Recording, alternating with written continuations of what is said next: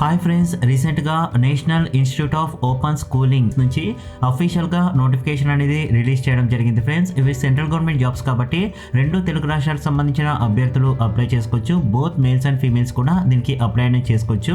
దీని యొక్క శాలరీ చూసుకున్నట్లయితే మనకు స్టార్టింగే 20,000 నుంచి మనకు 2,15,000 వరకు డిఫరెంట్ పోస్టులకు సంబంధించి వీళ్ళు శాలరీ అనేది ఇవ్వడం జరుగుతుంది.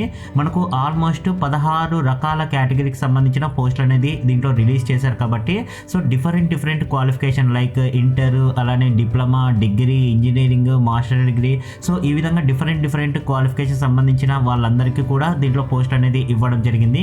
ఇవి పర్మనెంట్ పోస్ట్ ఫ్రెండ్స్. సో ఈ నోటిఫికేషన్ సంబంధించిన కంప్లీట్ డీటెయిల్స్, దీనికి ఆన్లైన్లో ఏ విధంగా అప్లై చేయాలని లైవ్గా ఈ వీడియోలో డిస్కస్ చేద్దాం. సో ఈ వీడియోని ఎండ్ వరకు చూడండి. ఈ జాబ్స్కి సంబంధించి మనకు చాలా డీటెయిల్స్ అనేది వీళ్ళు రిలీజ్ చేయడం జరిగింది ఫ్రెండ్స్.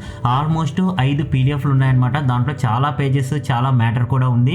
సో దీనికి సంబంధించిన లింక్స్ అన్ని మన అఫీషియల్ టెలిగ్రామ్ అలానే వాట్సాప్ గ్రూపుల్లో మన వెబ్సైట్లో కూడా నేను ప్రొవైడ్ అనేది చేయడం జరుగుతుంది. వాటి లింక్స్ అన్ని నేను కింద డిస్క్రిప్షన్ బాక్స్లో ప్రొవైడ్ చేస్తాను.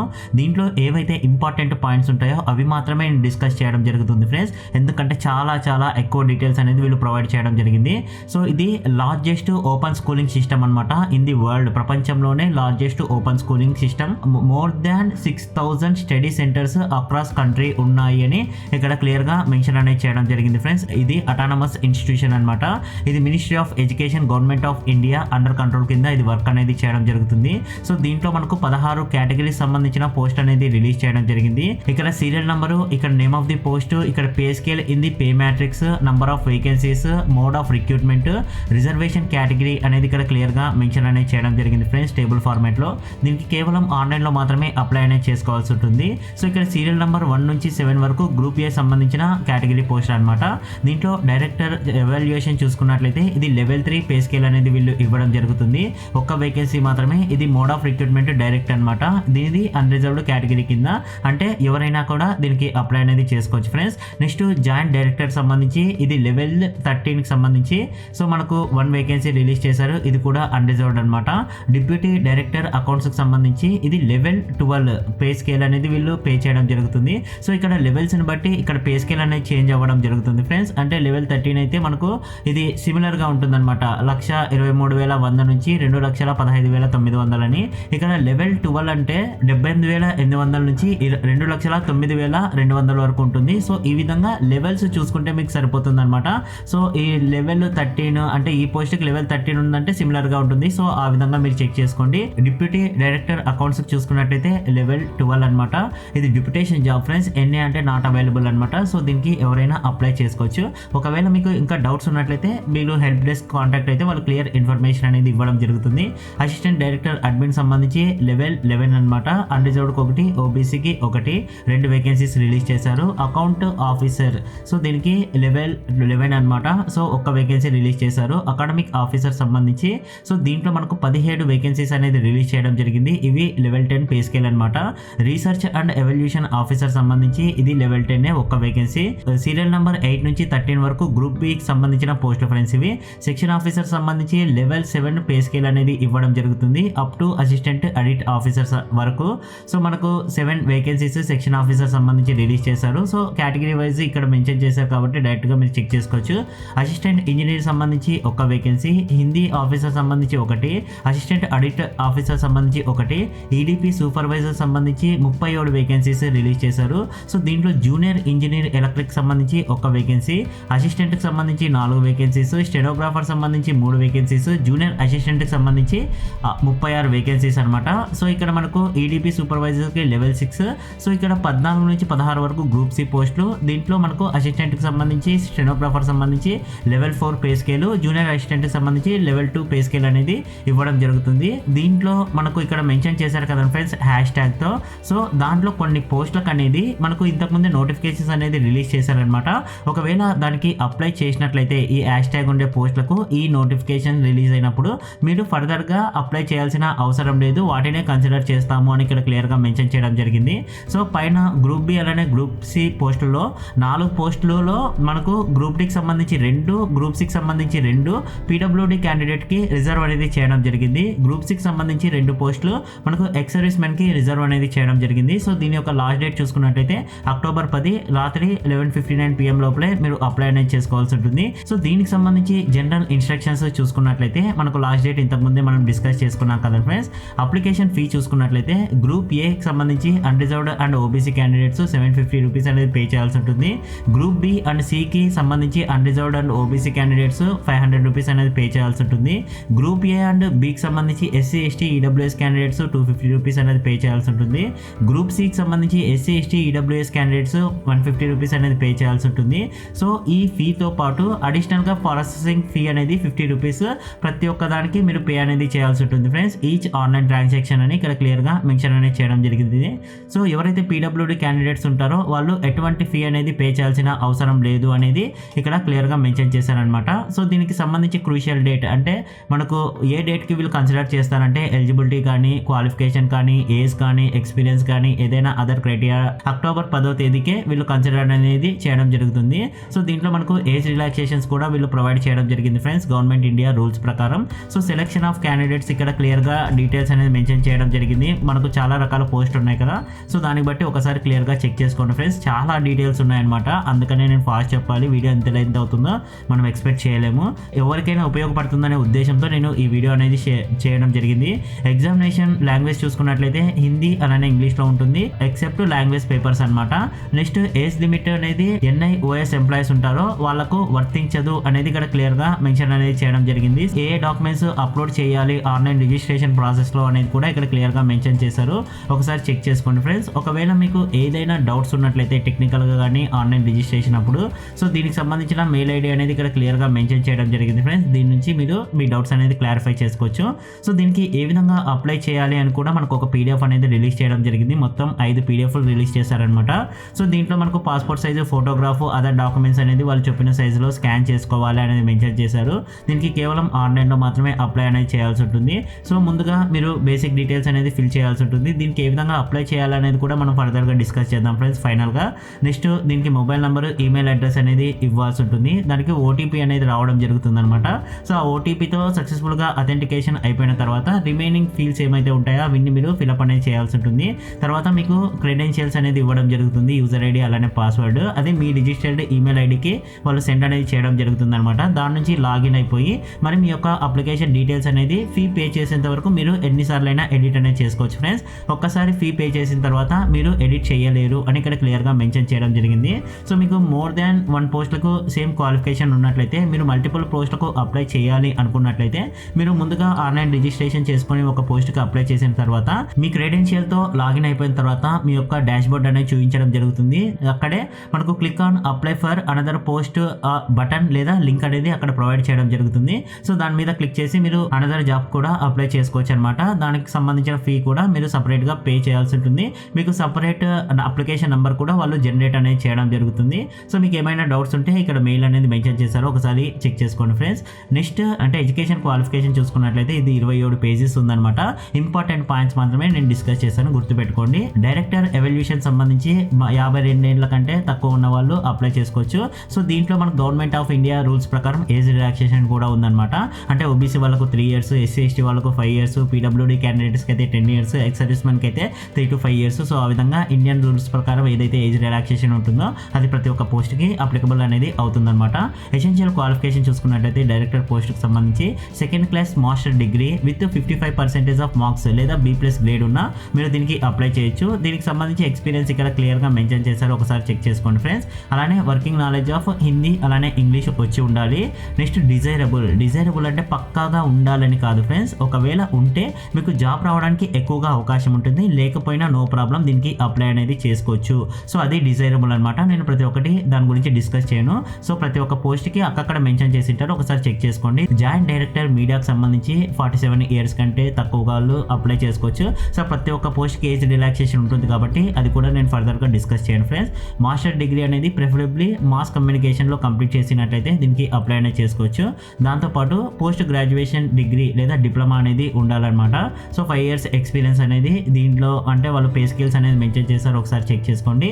సో డిజైరబుల్, సో అది కూడా మీరు చూసుకోండి. నెక్స్ట్ డిప్యూటీ డైరెక్టర్ అకౌంట్స్కి సంబంధించి సో మీకు 56 years కంటే తక్కువగా ఉండాలి. అలానే డిప్యుటేషన్ అనేది IA లేదా AS పోస్టుల నుంచి అంటే various central government account services ఉంటాయి కదా ఫ్రెండ్స్, దాని నుంచి దీనికి డిప్యుటేషన్ ఎక్స్పెక్టేషన్ లాగా మీరు రావచ్చు అనేది ఇక్కడ మెన్షన్ చేశారు. సో దానికి సంబంధించి పే స్కేల్స్ కూడా ఇక్కడ మెన్షన్ చేశారు, ఒకసారి క్లియర్గా చెక్ చేసుకోండి. హిందీ అలానే ఇంగ్లీష్ అలానే కంప్యూటర్ యొక్క వర్కింగ్ నాలెడ్జ్ ఉంటే మీకు జాబ్ రావడానికి ఎక్కువగా అవకాశాలు ఉంటాయి. నెక్స్ట్ అసిస్టెంట్ డైరెక్టర్ అడ్మినిస్ట్రేషన్ సంబంధించి బిలో 37 ఇయర్స్ వాళ్ళు అప్లై చేసుకోవచ్చు. సో దీనికి at least second class bachelor degree ఉన్న వాళ్ళు దీనికి అప్లై చేసుకోవచ్చు అనమాట. So at least 5 years regular and continuous service అనేది ఇక్కడ మెన్షన్ చేసిన పే స్కేల్లో ఉండాలి అనేది ఇక్కడ మెన్షన్ చేయడం జరిగింది.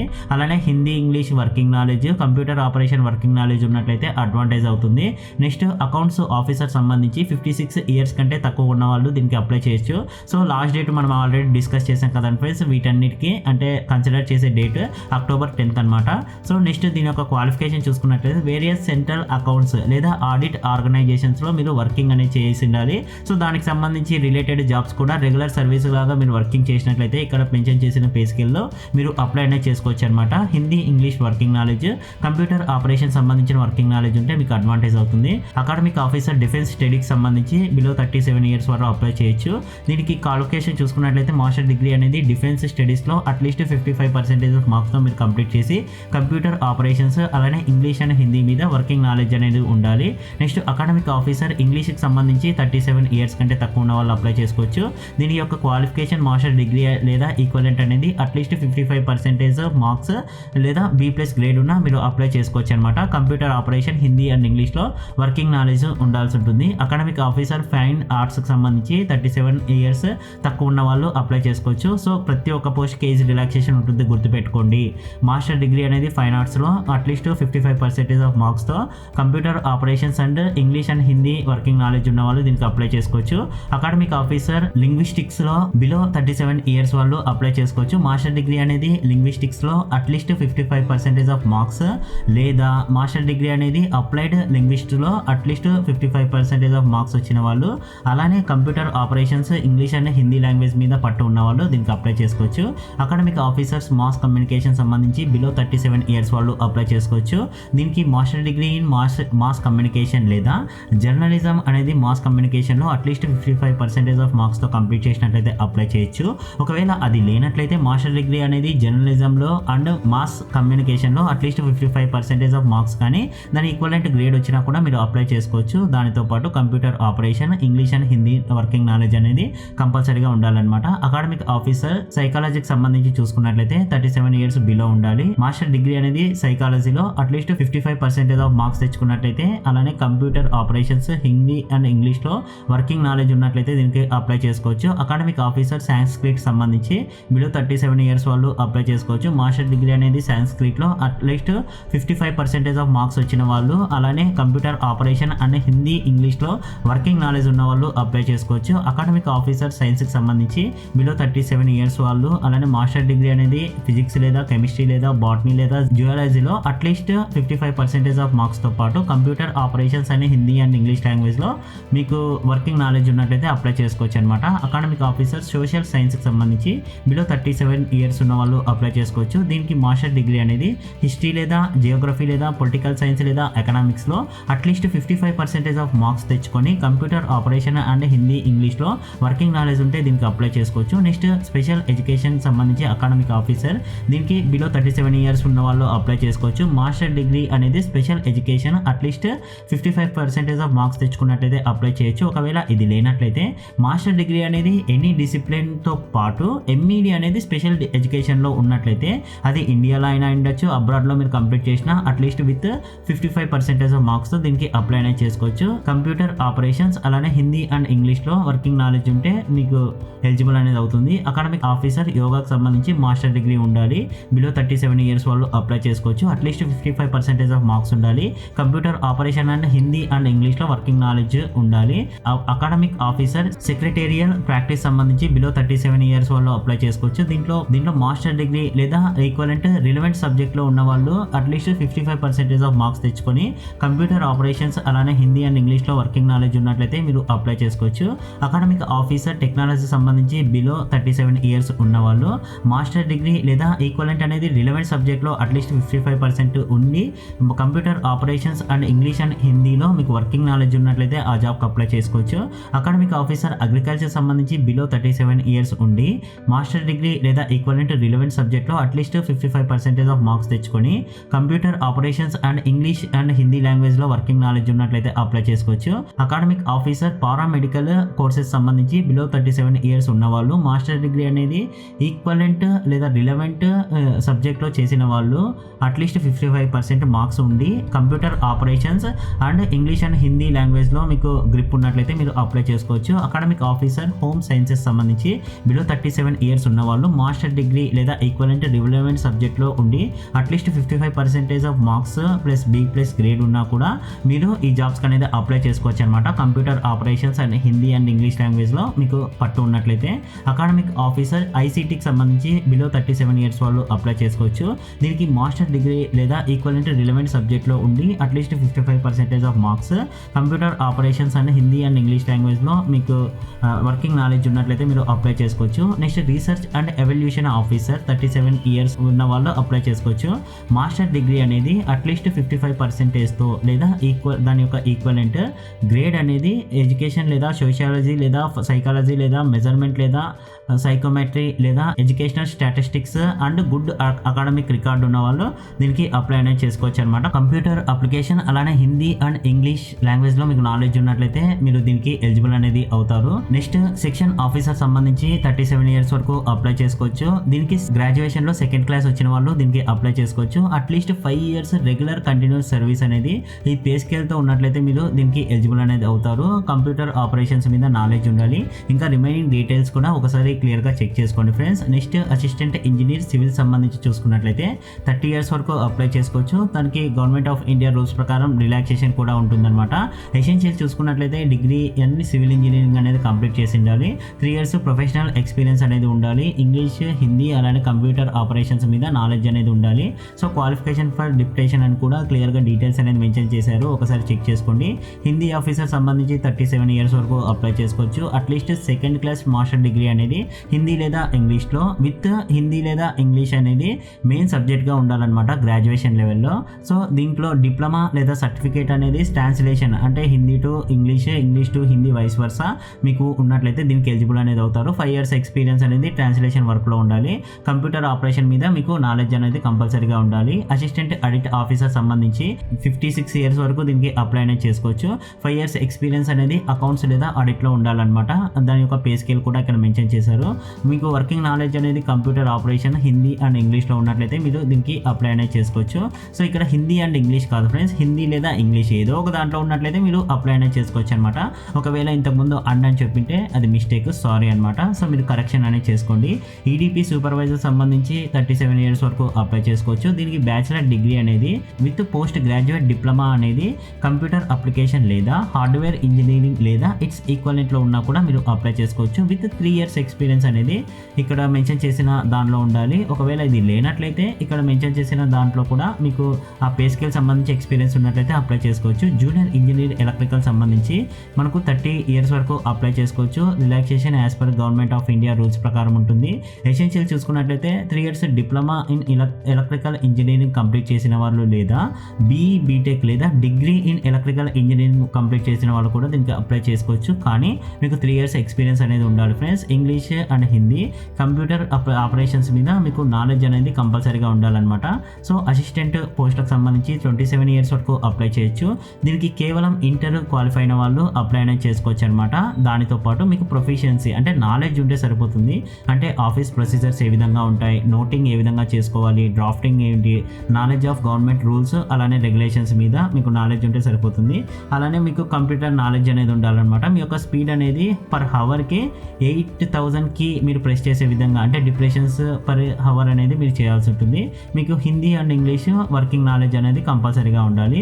నెక్స్ట్ స్టెనోగ్రాఫర్ సంబంధించి 27 ఇయర్స్ వరకు అప్లై చేసుకోవచ్చు. దీనికి కూడా ఇంటర్ క్వాలిఫికేషన్ ఇచ్చారు. మీకు సర్టిఫికేట్ లేదా డిప్లొమా అనేది సెక్రటేరియల్ ప్రాక్టీస్లో మీకు ఉన్నట్లయితే దీనికి అప్లై చేసుకోవచ్చు. మీకు speed in short hand English లేదా హిందీలో 80 వర్డ్స్ పర్ మినిట్ అనేది ఉండాలి. అదే కంప్యూటర్ స్పీడ్ అయితే మీకు 8000కి డిప్రెషన్స్ పర్ అవర్ అనేది ఉండాలి అనేది ఇక్కడ మెన్షన్ చేశారు. నెక్స్ట్ జూనియర్ అసిస్టెంట్ పోస్టుకు సంబంధించి చూసుకున్నట్లయితే 27 ఇయర్స్ వరకు అప్లై చేసుకోవచ్చు. దీనికి కూడా కేవలం ఇంటర్ చేసిన వాళ్ళు working on computer with speed of 6000కి డిప్రెషన్స్ పర్ అవర్ చేసేవాళ్ళు దీనికి ఎలిజిబుల్ అనమాట. హిందీ అండ్ ఇంగ్లీష్ నాలెడ్జ్ ఉండాలి. సో ఈ విధంగా మనకు క్లియర్గా క్వాలిఫికేషన్ క్వాలిఫికేషన్ డీటెయిల్స్ అనేది మెన్షన్ చేయడం జరిగింది ఫ్రెండ్స్.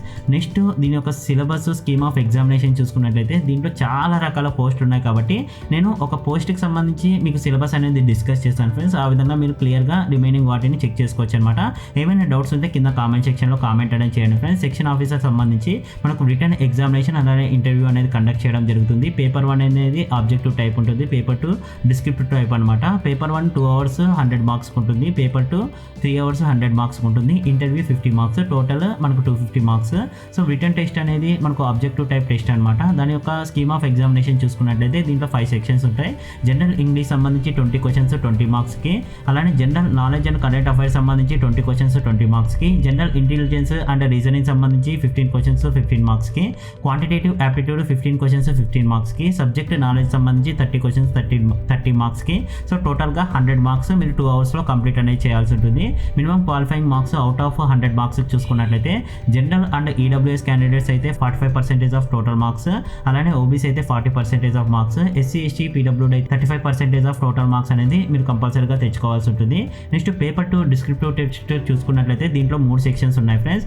జనరల్ ఇంగ్లీష్ లేదా Hindi precise letter writing, noting, drafting and applied English grammar అనేది 30 marksకి ఉంటుంది ఫ్రెండ్స్. ఆఫీస్ ప్రొసీజర్స్ సర్వీస్ రూల్స్కి 40 marks, financial rules and regulations and financial administration including bookkeeping సంబంధించి 30 marks అనేది ఇవ్వడం జరుగుతుంది. సో టోటల్గా 100 marksకి 3 hours ఎగ్జామినేషన్ కండక్ట్ చేస్తారు. సో మనకు క్వాలిఫైడ్ మార్క్స్ అనేది ఇంతకుముందు మనకు పేపర్ 1లో ఏ విధంగా ఉంటుందో ఆ విధంగానే ఉంటుందన్నమాట.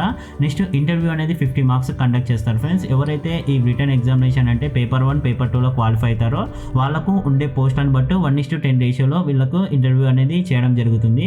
సో ఈ పేపర్ 1 అబ్జెక్టివ్ టైప్ సంబంధించిన సిలబస్, అలానే పేపర్ 2 డిస్క్రిప్టివ్ టైప్ సంబంధించిన సిలబస్ అనేది ఇక్కడ క్లియర్గా డీటెయిల్స్ అనేది మెన్షన్ చేయడం జరిగింది. ఒకసారి చెక్ చేసుకోండి ఫ్రెండ్స్. సో ఈ విధంగా ప్రతి ఒక్క పోస్ట్కి మీరు చెక్ చేసుకోవచ్చు అనమాట. కొన్ని వాటికి ఇంటర్వ్యూ లేకుండా స్కిల్ టెస్ట్ అనేది ఇక్కడ మెన్షన్ చేయడం జరిగింది. సో ఈ విధంగా మనకు 24 పేజీలు ఉంది కాబట్టి అన్ని డిస్కస్ చేయాలంటే వీడియో అనేది చాలా లెంత్ అయిపోతుంది కాబట్టి సో ఈ విధంగా మీరు చెక్ చేసుకోండి ఫ్రెండ్స్. మీకు క్లియర్గా అర్థమైపోతాయి మన వీడియోస్ రెగ్యులర్గా ఫాలో అయ్యే వాళ్ళకు. ఇప్పుడు దీనికి ఆన్లైన్లో ఏ విధంగా అప్లై చేయాలో చూద్దాం. ఇది దీనికి సంబంధించిన అఫీషియల్ వెబ్సైట్ ఫ్రెండ్స్. దీని యొక్క లింక్స్ అన్ని నేను డైరెక్ట్గా మన అఫీషియల్ టెలిగ్రామ్ అలానే వాట్సాప్ గ్రూపులో అలానే వెబ్సైట్ లింక్ కూడా డైరెక్ట్గా నేను కింద డిస్క్రిప్షన్ బాక్స్లో ప్రొవైడ్ చేస్తాను. అక్కడ నుంచి డైరెక్ట్గా చెక్ చేసుకోవచ్చు. ఇక్కడ అప్లై నౌ అనే ఆప్షన్ కనిపిస్తుంది కదా, సో దీని మీద క్లిక్ చేసిన వెంటనే మీకు ఈ విధంగా వెబ్ పేజ్ అనేది ఓపెన్ అవ్వడం జరుగుతుంది.